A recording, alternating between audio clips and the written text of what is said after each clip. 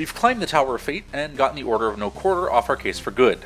Nothing else stands between us and the Enchantress.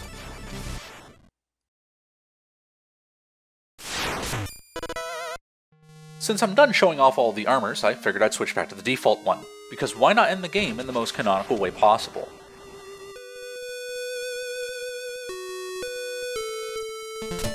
After a long vertical drop that's very reminiscent of the final level of Mega Man 2, we're pitted against some flying floor tiles that have been a very common enemy type in the Legend of Zelda games. These aren't particularly challenging. So long as you keep jumping and pogoing, there's pretty much nothing they can do to hurt you.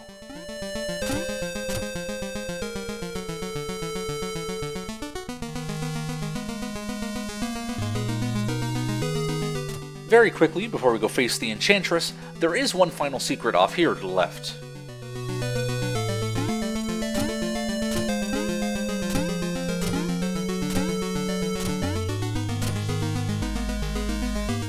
And here we have the final music sheets, which brings us to 100% of the collectibles in the game. Now this last fishing spot is of course a troutfish, and both of my chalices are full as always, so as usual I do not need to spend time fishing it up. I bet this platforming gimmick looks pretty annoying, doesn't it? Well, I have good news. You can actually see ahead of time where the platforms are going to show up if you use the alchemy coin. Now granted, this is a very limited use, seeing as there are like a bajillion pits around, but if you don't mind burning the magic for it, it's a safe way to see a bit further ahead of you than normal.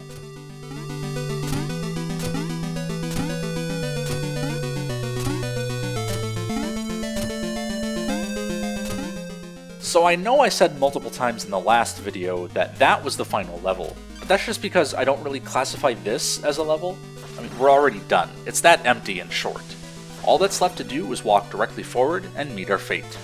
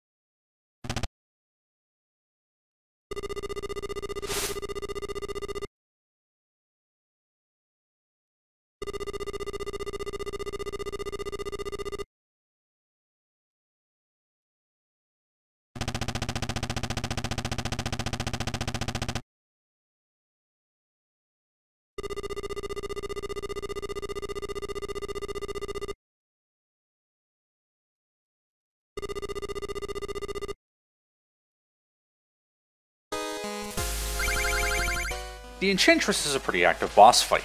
Shifting battlefields are pretty common in this game, like Plague Knights was already set in a room filled with destructible blocks, but I couldn't destroy those ones myself. These ones I can, so I have to be real careful with my pogos or I'm literally digging my own grave.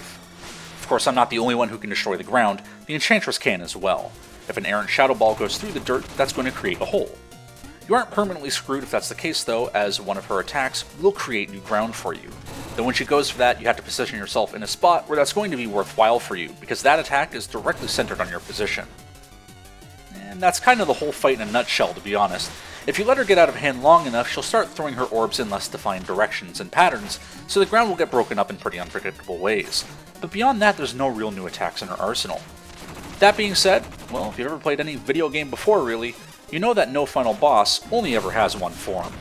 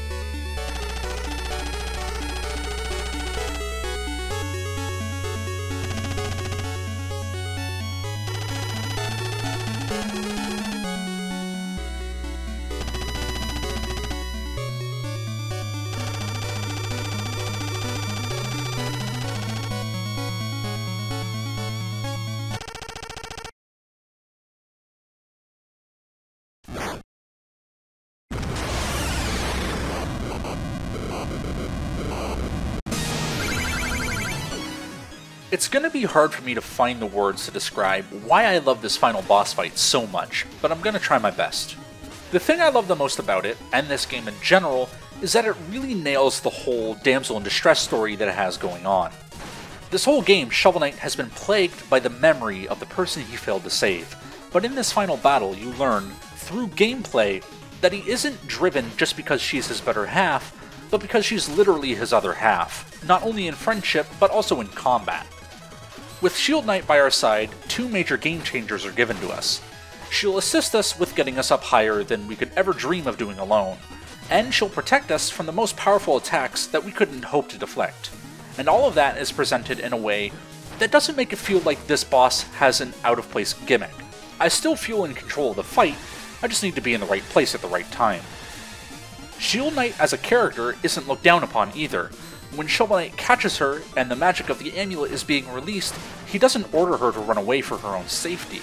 They both stand up and at the same time declare their intent to fight this evil together. I love this boss fight.